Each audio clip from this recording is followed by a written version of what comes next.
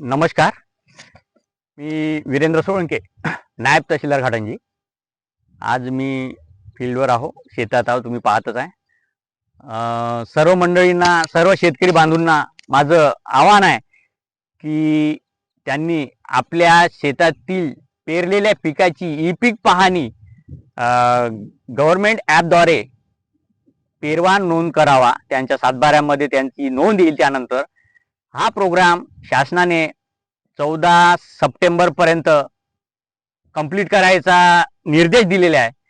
त्या अनुषंगाने आपण आपल्या शेतातील पीक पेरवा कंप्लीट करावा. आत्तापर्यंत थोडं सर्व्हरमध्ये प्रॉब्लेम येत होते, ते आता निघालेले आहे.